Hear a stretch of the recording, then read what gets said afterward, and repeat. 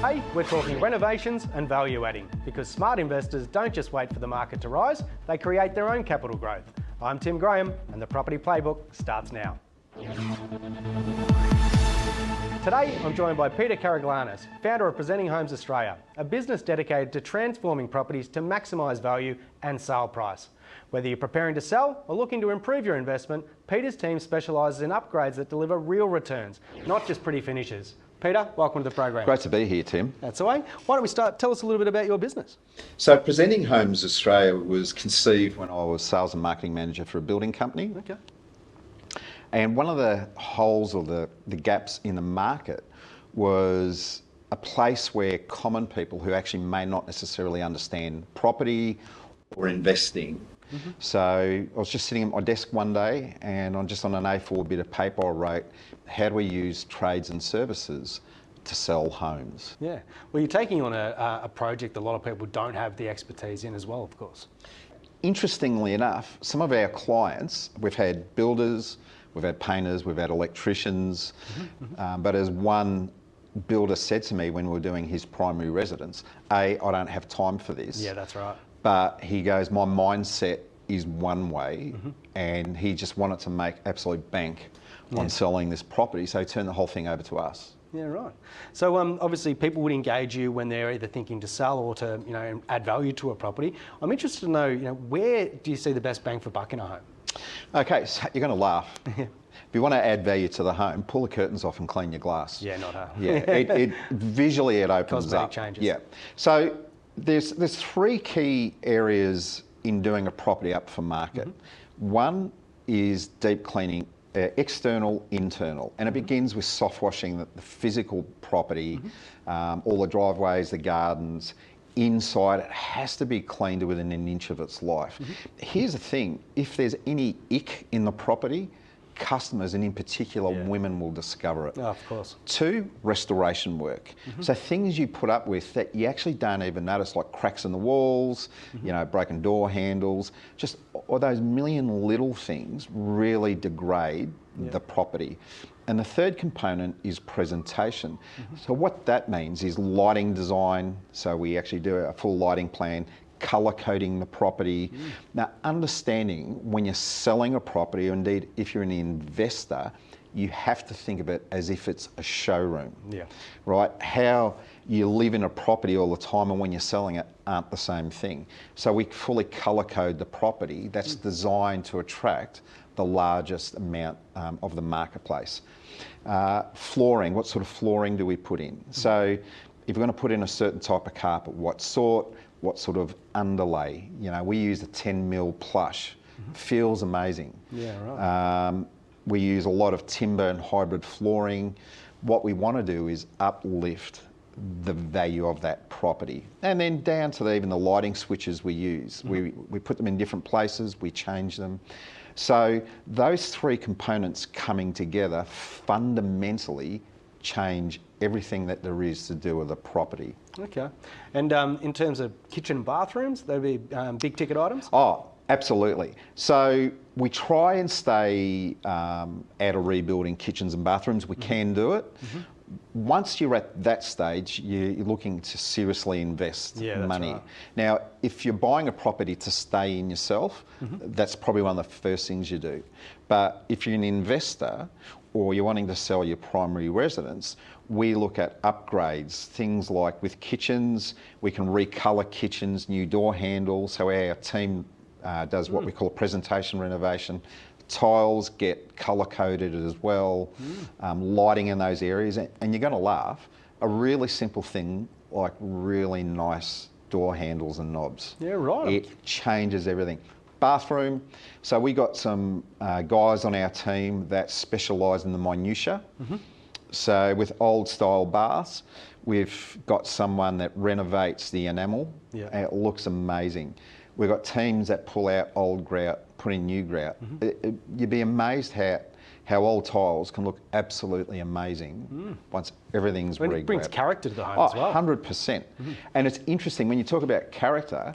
So we had a property with white tiles, and everything was white, walls, floors, everything. And so when we looked at how we're going to re-grout it, we did grey and we added a little tiny bit of blue through it.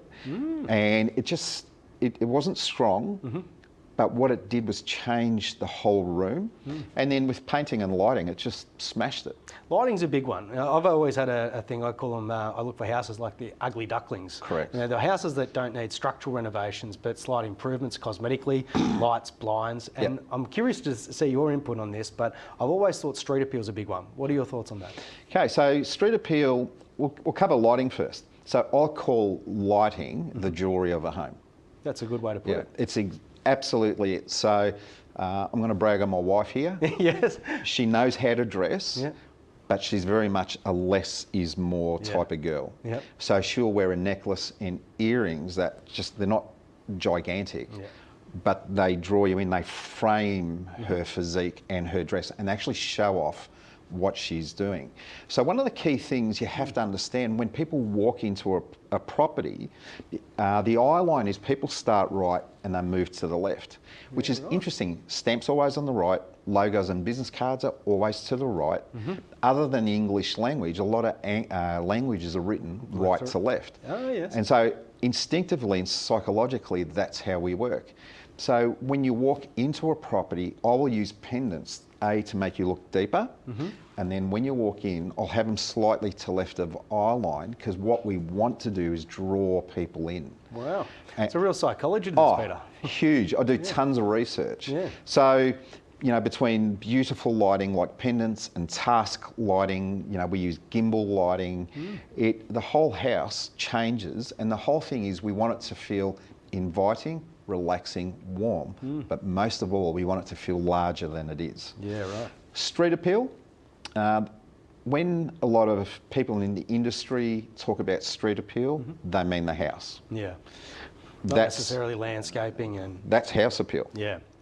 So here's the one thing I would encourage every investor, every agent, every buyer's advocate to understand this one fact. People are buying the neighbourhood, not just the house. That's true. So with our team, when we soft wash all the concrete, we actually go up and down the street. We do all the footpaths. Wow.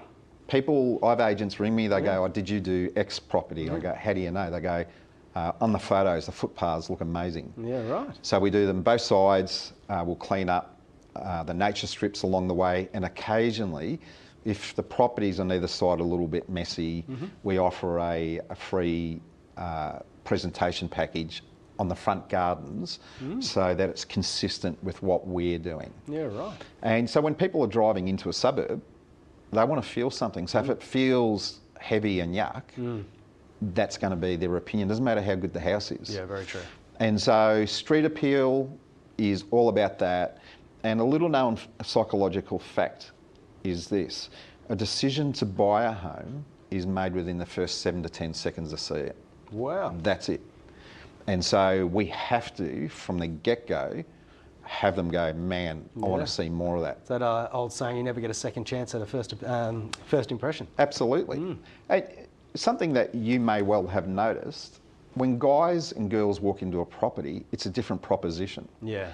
So guys look at the big picture thing, they go, oh yeah, we could put the telly there, that could go there, all of that. Women just, they understand property so much better. It's instinctive, there's an emotional contact point. So I've had it with my wife. The last house we walked into, we walked 1 metre inside the front door. She looked to the left, saw this sunken lounge, and she goes, this is it.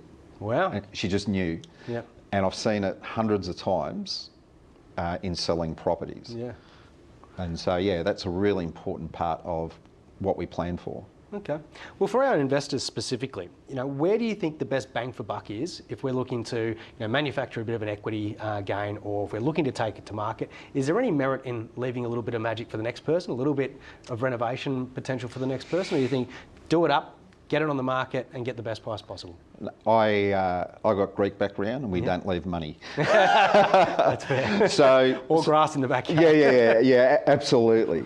So here's the key thing. Anytime we've done an investor property, it has never ever gone to a first home buyer, ever. Here's why, is that with the investor, they're just that. They've invested hard-earned cash. They've taken risks. Well, they reduce it when they've got good BAs who are helping them. They've paid taxes along the way. When they go to sell, there's going to be, the capital gains. They may have mortgage left. But more than that, for all their hard work and sacrifice, they have to get every last cent that they can get. That's very true. And so the game for me is this: how do I help these customers walk away with cash in their pocket? Okay. And so the thing is, as an investor property, you have to understand it's the same game. We have to appeal to the largest marketplace. Yeah. And so with the investors, their property presentation follows the same plan. We want people to battle it out. I'll often say to investors, I don't want to make your home affordable for everyone. Yeah. I want someone who's prepared to stretch like you did to buy this. You want people bidding, Oh, on this absolutely. property and fighting for the best price. And, and understanding that in any given property, there'll be upgraders, there'll be downsizers, there will be investors. And if a developer buys it, which we've had before, we had a real ugly duckling property where the agent just said, just sell it as it is. And, my opinion was quite different because he said there's developers in the area. I go, even if it is a developer, they have to hold this property till they get right. approval. And they want cash flow during that time. Yeah, too. absolutely. Yeah. And the thing is, why give it to them? Yeah. We're going to maximise it. The other key thing with an investor, if they're looking at buying in, you said before about ugly duckling properties. So the old adage, the worst property in the best street. Yeah. And I was out with Michael Sims just the other day. We were looking in Geelong. And it really was an ugly duckling property. So our design brief was this: how do we make it a generational rental? Because where it was close to buses, close to schools, it was in a great area. And so a generational property means that we design it so that whoever rents it wants to stay there. Yeah. And so in the East, I've dealt with clients who've been renting the same place for 28 years. Here's the key thing that's always happening is they come in when the kids are young. Yeah. They'll often rent in an area they can't afford to buy in, but they want to live in because there's kinders, primary school, secondary, close to train line to get to university. And for that, the ladies and the guys want to feel the same things that homeowners do. Yeah. Well, Peter, I could ask you a million more questions, but they're giving us the wrap up. Really appreciate you popping in today.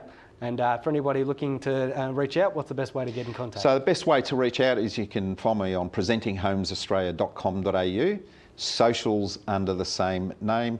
Or if they want my landline number, it's 03 9060 9222. There you go. Thanks, Peter. Well, folks, that's the play for today. This program is brought to you by hotspotting.com.au. This is Ticker. We'll be right back. You're watching Ticker. We'll have more in just a few minutes.